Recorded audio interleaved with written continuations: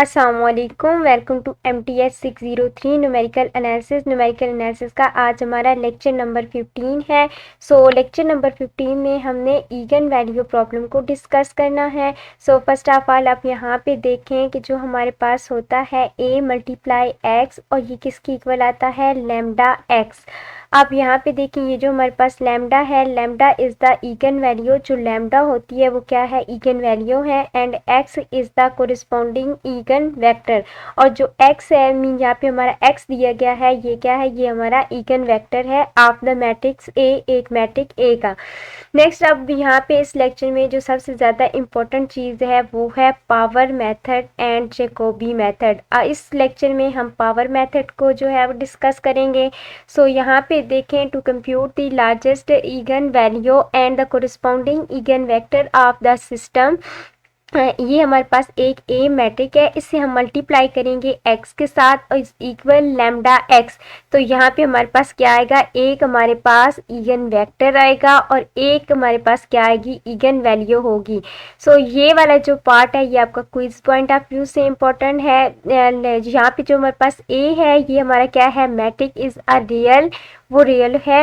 And next क्या है यहाँ पे, systematic and unsystematic matrix, the power is a widely use.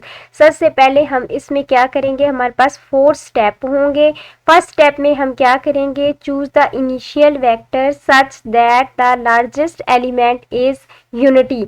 अब इस चीज़ का मतलब क्या है कि अगर हमें इनिशियल वेक्टर दे दिया गया होगा तो फिर तो हम उस इनिशियल वेक्टर को जो है वो यूज़ करेंगे। अगर हमें इनिशियल वेक्टर नहीं दिया जाएगा तो वहाँ पे हम इनिशियल वेक्टर यूनिटी मतलब 1 हम वहाँ पे चूज़ करेंगे। फॉर एग्जांपल ये हमारे पास एक वेक्टर है, तो हमें वेक्टर जो है अगर नहीं दिया जाता तो फिर हम इनिशियली क्या करेंगे, एक वेक्टर जो है वो 1 हम चूज़ कर लेंगे। नेक्स्ट हमने क्या करना है, नेक्स्ट हमने ये करना है कि normalise the vectors, vector is a pre multiply by the matrix A. जो हमारे पास मैट्रिक होगा उसके साथ हम इस मैट्रिक को क्या करेंगे, मल्टीप्लाई करेंगे। The resultant vector is again normalize, फिर अगेन हम क्या करेंगे, उससे नॉर्मलाइज करेंगे। एंड देन यहाँ पे हमारे पास जो 4th स्टेप होगा, this process of iteration is continue and the new normalized vector is repeatedly pre-multiply by the matrix A until the required accuracy is obtained। अब इसके लिए हम ये वाला एक फार्मूला यूज़ करेंगे। अब ये 4th स्टेप में ये बता रहे हैं कि हम जो वेक्टर को मल्टीप्लाई करेंगे और वहाँ से मल्टीप्लाई करने के बाद वेक्टर मीन वेक्टर को ए मैट्रिक्स के साथ मल्टीप्लाई करेंगे तो जो हमारे पास आंसर आएगा अगेन हम उसे वेक्टर ए के साथ मल्टीप्लाई करेंगे, अगेन मल्टीप्लाई करेंगे और तब तक हम मल्टीप्लाई करते रहेंगे जब तक हमारा रिक्वायर्ड आंसर हमें नहीं मिल जाता। जब हम ये एग्जाम्पल करेंगे तो फिर आपको ये क्लियर हो जाएगा। फर्स्ट ऑफ ऑल तो आपको जो है वो बता दिया जाएगा कि आपने कहाँ मीन कितनी आइट्रेशन तक जो है वो क्वेश्चन को सॉल्व करना है। अब यहाँ पे देखें, find the eigen value of the largest module and the associate eigen vector of the matrix by the power method. अब ये हमारे पास क्या है, हमारा वेक्टर है, सॉरी ये हमारे पास क्या है, मैट्रिक, ये हमें दे दिया गया है बट हमें यहाँ पे वेक्टर जो है वो नहीं दिया गया। तो हमने फर्स्ट स्टेप में ये चीज़ पढ़ी है कि हमने अब इनिशियली वेक्टर को क्या लेना है, यूनिटी मीन 1 1। ये हमारा 3/3 का मैट्रिक है तो यहाँ पे हम जो है वो ये मैट्रिक 1 का मीन 3 टाइम क्या है 1 का मैट्रिक ले लेंगे।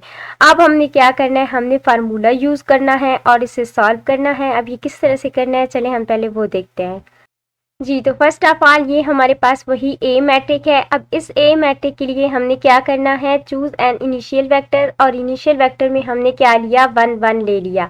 अब नेक्स्ट हम यहाँ पे क्या करेंगे, ये हमारी फर्स्ट आइट्रेशन होगी। हमने यहाँ पे ये वाला फार्मूला लगाना है, मैट्रिक ए को हमने वेक्टर के साथ मल्टीप्लाई करना है। इस तरह से ये हमारा क्या है, ये वाला हमारा मैट्रिक है और ये हमारा जो है वेक्टर। अब इसको हम मल्टीप्लाई करेंगे मीन इस तरह से, 2 को जब हम 1 के साथ करेंगे फिर +3 को इस 1 के साथ करेंगे, 2 को इसके साथ करेंगे। आई होप सो कि आपको मल्टीप्लाई करना आता होगा। तो यहाँ पे जब हम इनको मल्टीप्लाई करेंगे तो ये हमारे पास क्या आ जाएगा, 7। फिर सेकंड रो को हम इसके साथ मल्टीप्लाई करेंगे तो हमारे पास क्या आंसर आएगा, 12। फिर हम थर्ड रो को इस कॉलम के साथ मल्टीप्लाई करेंगे तो हमारे पास क्या आ जाएगा, 14। अब हमने क्या करना है, अब हमने वेक्टर को यहाँ पे नॉर्मलाइज करना है। मीन हमारे पास ये जो वेक्टर है जिसे हमने नॉर्मलाइज किया है, अब हमने रिजल्टेंट वेक्टर फाइंड आउट करना है। मीन्स दैट कि हमने ईगन वैल्यू को फाइंड आउट करना है। सो यहाँ पे देखिए ये हमारे पास क्या है, इसमें से इस यहाँ पे ये जो है ना हमारे पास ये वाला, यहाँ पे हमने चेक करना है कि हमारी सबसे बड़ी वैल्यू कौन सी है। तो यहाँ पे हमारी सबसे बड़ी वैल्यू क्या है, 14। सो 14 को हम क्या करेंगे, कॉमन लेंगे। तो यहाँ पे हमने 14 को क्या किया, कॉमन ले लिया। अब ये हमारा क्या हो जाएगा यहाँ पे 14 पे अब सबको जो हम डिवाइड करेंगे तो ये हमारे पास आएगा 1/2, नेक्स्ट 6/7 और यहाँ पे हमारे पास आ गया 1। अब इसको हम इस तरह से Q1 मल्टीप्लाई बाय V1, तो ये हमारी क्या है, ये हमारी फर्स्ट आइट्रेशन है। सो अब हम नेक्स्ट सेकेंड आइट्रेशन में क्या करेंगे, मैट्रिक हमारा जो है वो ए यही रहेगा। बट अब हम क्या करेंगे, अब हम इस मैट्रिक को मल्टीप्लाई करेंगे। मीन नेक्स्ट जो हमने वेक्टर नॉर्मलाइज किया है ना ये वाला, हम इसके साथ इसे मल्टीप्लाई करेंगे। सो अब हमने क्या करना है, नेक्स्ट हमने यहाँ पे सेकेंड आइट्रेशन फाइंड आउट करनी है और ये वो वाला वेक्टर है जो अभी हमने ना फाइंड आउट किया था। सो अब हमने यहाँ पे क्या करना है, ये हमारा वही फार्मूला। अब नेक्स्ट जब सेकेंड आइट्रेशन होगी तो हम इसे V1 मैट्रिक को V1 से मल्टीप्लाई करेंगे। सो V1 हमारा ये वाला था, अब ये वही हमारा मैट्रिक A है और ये हमारा V1 आया था। अब इनको हम क्या करेंगे, मल्टीप्लाई करेंगे।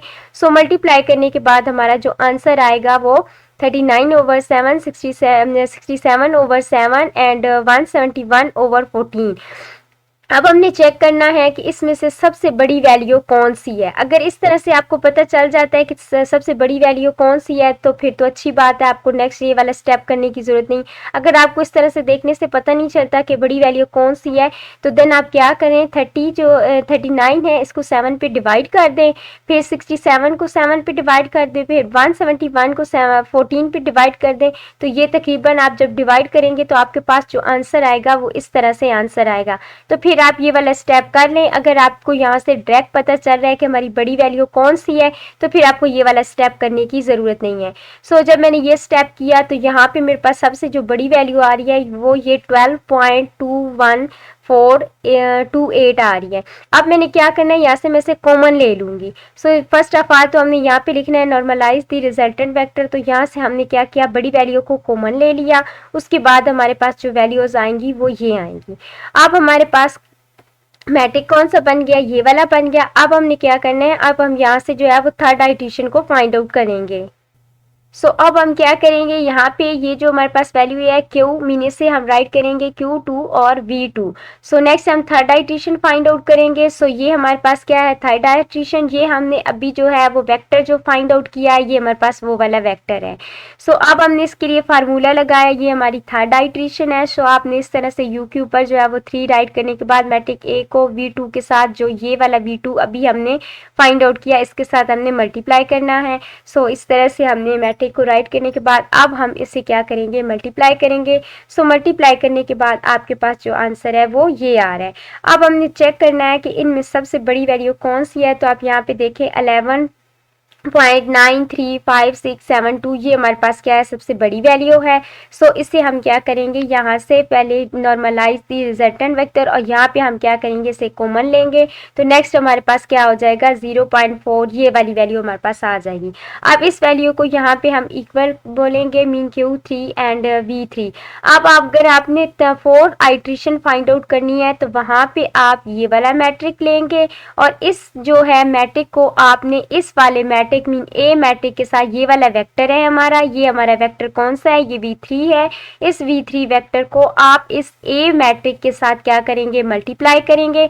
आपके पास जो आंसर आएगा वो आपका क्या होगा, V4 हो जाएगा। फिर V4 को आप अगेन जो है वो इस मैट्रिक के साथ मल्टीप्लाई करेंगे तो आपके पास 5 आइट्रेशन आ जाएगी और क्वेश्चन में आपको बताया जाएगा कि आपने 2, 3 या 4 आइट्रेशन तक जो है वो क्वेश्चन को सॉल्व करना है। सो इस तरह से आपने जो है वो इस क्वेश्चन को सॉल्व करना है। यहाँ पे आप चेक करें कि सेम एज इट इज़ इन्होंने क्या किया। ये हमारी फर्स्ट आइट्रेशन है। फर्स्ट आइट्रेशन में हमने क्या किया, मैट्रिक ए को 1 1 के साथ मल्टीप्लाई किया तो हमारा आंसर ये आया। फिर इसमें से हमने वैल्यू को जो है वो कॉमन लिया तो हमारे पास ये आ रहा है। अब नेक्स्ट यहाँ पे देखिए सेकेंड आइट्रेशन के लिए जब उन्होंने क्या किया, इसी V1 को उन्होंने मैट्रिक ए के साथ मल्टीप्लाई किया तो आपका आंसर ये आया। यहाँ से आपने जो है वो वैल्यू को कॉमन लिया सो आपके पास ये आ गया। अब थर्ड आइट्रेशन के लिए आपने ये जो वेक्टर हमारा है इसको आपने ए के साथ मल्टीप्लाई करना है। सो हमारा नेक्स्ट जो है वो क्या आ जाएगा, वेक्टर 4 आ जाएगा। यहाँ पे वेक्टर 3 आएगा बट हमारी जो है वो आइट्रेशन क्या होगी 4।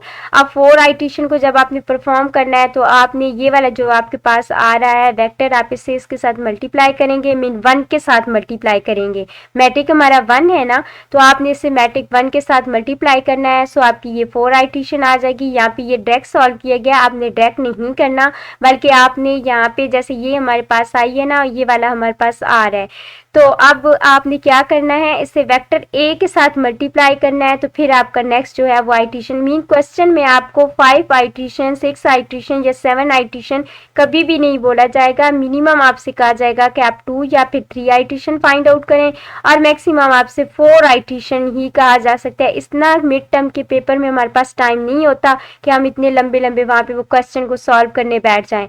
अब यहाँ पे ये हमारे पास मैट्रिक है। अब इस मैट्रिक में भी हमने क्या करना है, फर्स्ट स्टेप में हमने एक यूनिटी वेक्टर जो है वो कंसीडर करना है। सो ये हमने जो है इनिशियल वेक्टर हमने क्या लिया 1 1। अब इस 1 1 को इस मैट्रिक के साथ जब हम मल्टीप्लाई करेंगे तो हमारे पास आंसर क्या आएगा 10 -8 and 2। अब यहाँ से आप बड़ी वैल्यू चेक करें तो वो हमारे पास क्या है 10 है। जब आप 10 यहाँ से कॉमन लेंगे तो नेक्स्ट वेक्टर आपका पास ये आ जाएगा। तो ये हमारी क्या है first iteration. So second iteration के लिए हम क्या करेंगे, ये जो हमारा वेक्टर आया है इसको अगेन हम क्या करेंगे, हमारा जो मैट्रिक ए है उसके साथ हम मल्टीप्लाई करेंगे। सो मल्टीप्लाई करने के बाद हमारा जो आंसर आएगा वो 2.8 आ रहा है, -0.8 एंड 0.4 आ रहा है। अब इसमें से आप चेक करें आपकी बड़ी वैल्यू कौन सी है। तो यहाँ पे हमारी सबसे बड़ी वैल्यू क्या है 2.8 है। सो 2.8 को यहाँ से हम कॉमन लेंगे तो ये जो 2.8 आ रहा है ये हमारी क्या है इगन वैल्यू है और ये जो हमारा बन रहा है ना ये वाला वेक्टर तो ये हमारा इगन वेक्टर है। अब नेक्स्ट आपने थर्ड आइट्रेशन यहाँ से फाइंड आउट करनी है। तो अब आपके पास ये जो अभी वेक्टर आया है इससे अगेन आप ए के साथ क्या करेंगे मल्टीप्लाई करेंगे। यहाँ पे इस वेक्टर को अगेन हमने ए के साथ मल्टीप्लाई किया तो मल्टीप्लाई करने के बाद ये वाला हमारा आंसर आ गया और यहाँ पे हमारी जो है वो 3 आइट्रेशन कंप्लीट होती हैं। सो नेक्स्ट एग्जांपल में भी आपने सेम एज इट इज करना है बट यहाँ पे एक चीज़ जो है वो चेंज है। वो चेंज ये है कि यहाँ पे हमें जो है वो मैट्रिक दे दिया जाता था बट हमें मैट्रिक के साथ जो है वो वेक्टर नहीं दिया जाता। सो यहाँ पे अगर आप चेक करें तो ये देखिए क्वेश्चन में आपको बता रहे हैं कि फर्स्ट 3 आइट्रेशन तक आपने इसे सॉल्व करना है और यहाँ पे इनिशियल वेक्टर आपको दे दिया गया है और वो कौन सा है -1 2 and 1। सो यहाँ पे आप खुद से जो है वो 1 1 वाला जो है ना वेक्टर वो कंसीडर नहीं करेंगे। अब हमने इस मैट्रिक ए को इस वेक्टर के साथ क्या करना है मल्टीप्लाई करना है। सो यहाँ पे चेक करें ये इस सेम एज इट इज़ आपने क्या करना है इस वाले मैट्रिक को इस वेक्टर के साथ जब आप मल्टीप्लाई करेंगे तो आपका आंसर क्या आ रहा है -3 8 and 0।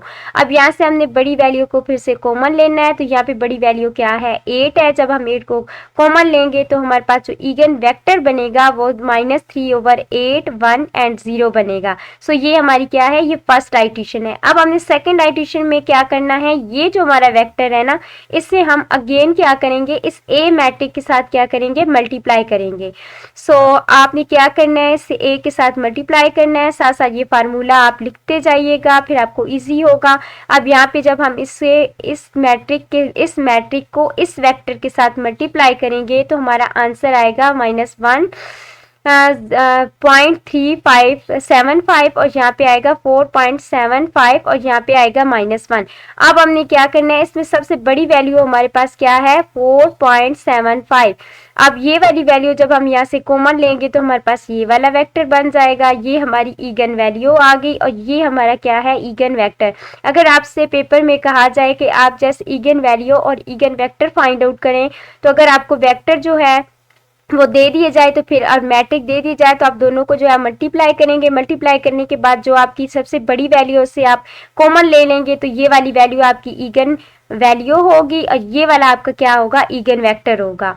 बट इस तरह से आइट्रेशन अगर आपसे पूछी जाए तो फिर आपने सेम मेथड से सॉल्व करना है। अब हमने क्या करना है, थर्ड आइट्रेशन फाइंड आउट करनी है। तो ये वाला जो हमारा वेक्टर है इसे आप इस मैट्रिक के साथ मल्टीप्लाई करेंगे। मल्टीप्लाई करने के बाद आपका आंसर ये आएगा।